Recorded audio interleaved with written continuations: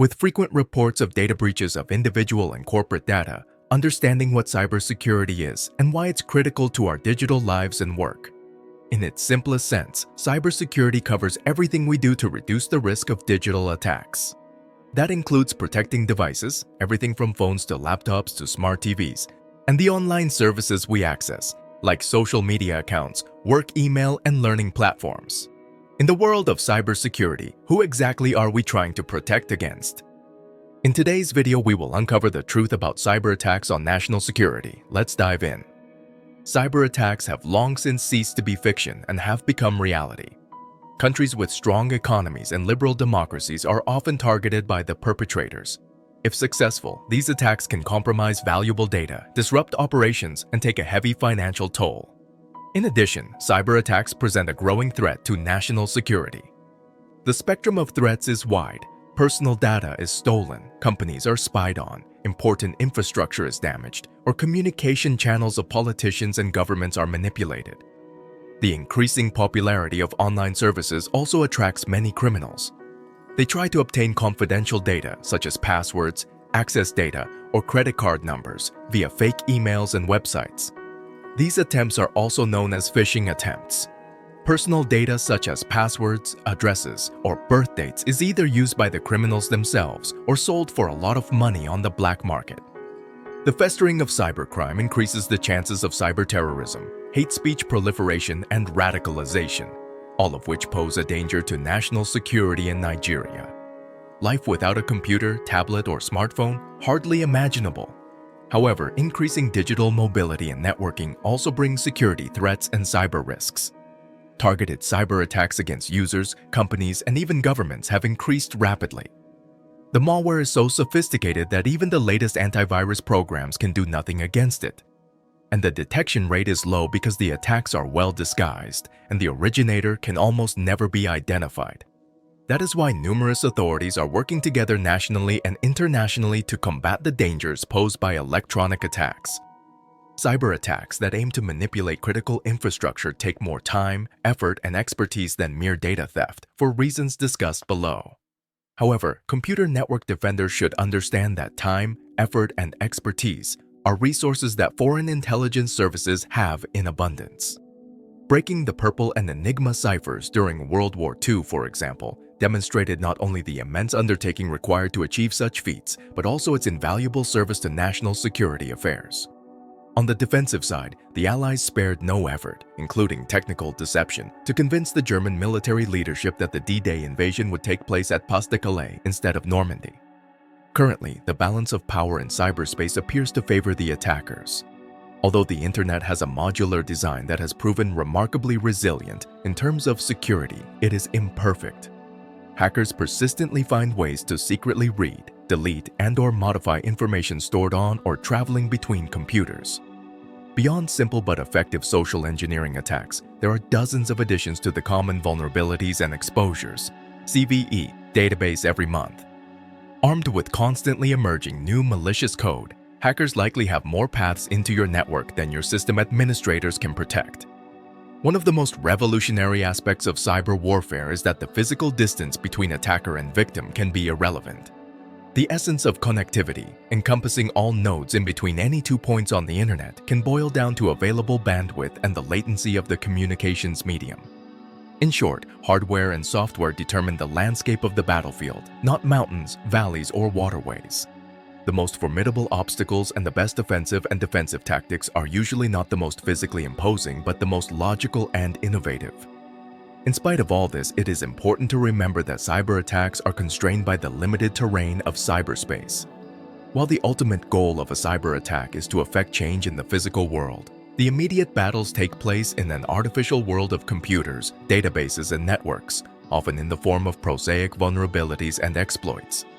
As with the advent of chariots and artillery in the past, the strategies and tactics of cyber warfare are revolutionary but limited in scope. Moreover, cyberspace changes dynamically, often with no warning. Attackers and defenders are both challenged by computers and networks that undergo frequent updates and reconfiguration, where insurmountable obstacles can appear and disappear as if by magic. Often, hackers do not know if a planned attack will succeed until they launch it. Exploits one expects to succeed may fail, and vice versa. Attacks that work in one instance may never work again. Cyber threats and challenges can cause significant effects for the states, and it can force them to find new solutions, develop tools and mechanisms for prevention and response, and also adapt adequate security policies for cyber threats. The thesis of this chapter is that states have different approaches to cybersecurity policy, and if it is guided by security sector reform and national security policy development, then states are mainly concentrated on institutional building and resource improvement. That is shown in the case study of Montenegro. Cybercriminals are located all over the world and attack computer systems, targeting critical infrastructure and sensitive information. Their cyber attacks are often politically motivated or simply criminal. The perpetrators hijack sensitive data and extort a ransom, a so-called ransomware attack. Cybercrime is a global problem that knows neither national borders nor personal borders. Wherever people use computers and smartphones, security attacks can happen. Since the perpetrators perform attacks from almost anywhere in the world, traces are difficult to follow. The professionalism and hacking skills of the perpetrators are improving, and the number of malware programs is increasing. According to estimates by the German Federal Office for Information Security, there were over 560 million types of malicious programs in 2018. Recently in Darmstadt, hackers attacked an IT service provider. They also stole sensitive data, paralyzed the computer system, and demanded a ransom. Of course, this cyber attack affected many customers of the service providers, energy companies, and transport companies. The consequences for many citizens were noticeable. As the ticket machines failed, many local trains were delayed, and digital customer centers collapsed. Small and medium-sized companies in particular have failed to invest in cybersecurity, but this is urgently needed. Cybersecurity is essential for the digital transformation. The topic of cybersecurity must be considered a priority and addressed on a national level in politics, business, and society.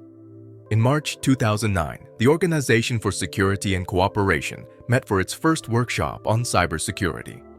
Though the discussion was insightful, the representatives of this workshop could not reach unanimous agreement regarding the important cybersecurity issues on which the forum should focus. For example, some representatives believed there was a looming arms race that must be countered, while others were most concerned about mounting cybercrime. As the threat from a multitude of actors in cyberspace increases, why is it difficult to reach consensus on the most pressing threats to national security? The ambiguous nature of national security in cyberspace also contributes to the debate about the scope of national security within the academic field of security studies. On one end of the security studies spectrum sit the neo-realists. The neo-realist view is championed by Stephen Walt of the Kennedy School.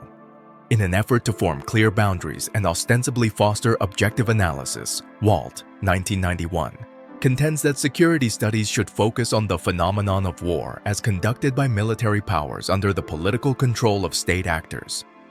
He would also include other issues of statecraft directly related to military affairs, such as arms control and crisis management, because they influence the potential for and character of war. Walt, 1991. Most likely, neo-realists would argue against expanding the security studies agenda to include cybersecurity as long as there is still debate about the true impacts of cyber attacks on a nation's physical security and its military capability. Researchers associated with the Danish Peace Research Institute, such as Barry Buzan and Ola Waver, occupy the other end of the spectrum from the neo-realists. Their view of security studies accepts a much broader and deeper agenda. For example, they recognize security threats as emanating from military and political actors, but they also highlight the potential for economic, societal, and ecological threats to national security. Buzan, 1991. In addition, the referent object being threatened can encompass any actor from the individual to the international level, including such actors as corporations, nations, states, and communities. Buzan et al., 1997.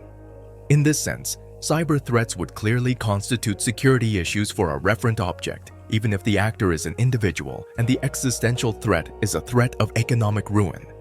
The neo-realists and other security studies experts would not agree on the place of cybersecurity in the field, but it is clear that states have decided there is a cybersecurity component to national security. As long as representatives of nation-states continue to securitize cyber threats in speeches and proposals, we must consider the role that these issues play in national security, and many academics in the field would agree. As Krauss and Williams, 1996, argued in their attempt to reconcile the competing academic viewpoints, even if we are to focus on the emergency measures of nation-states, we must understand the why aspect of securitization. Often, the why aspects of national security deal with the security views of stakeholders at the non-state level and threats that emanate from non-state actors. After all, federal ministries assure that investments in cybersecurity are going to continue to rise sharply. This involves protection from possible security attacks on critical infrastructure, industrial espionage, and cyber warfare. Cybersecurity is also a task for every individual. Home offices and the integration of private end devices into company systems are apparently another problem and a source of security threats. Unfortunately, many private individuals do not take adequate protective measures. However, increasing digital mobility and networking also brings security threats and cyber risks. Targeted cyber attacks against users, companies, and even governments have increased rapidly. The malware is so sophisticated that even the latest antivirus programs can do nothing against it. Countries need a forward-looking cybersecurity policy to take advantage of the enormous opportunities and potential offered by digitization. This task can only be tackled jointly and across ministries. That is why various ministries and government organizations are working closely together in the fight against cyber threats. If you enjoyed this video and would like to see more videos like this, kindly hit the like and subscribe button. Don't forget to turn on the notification bell to be notified when we upload new videos. Thank you for watching.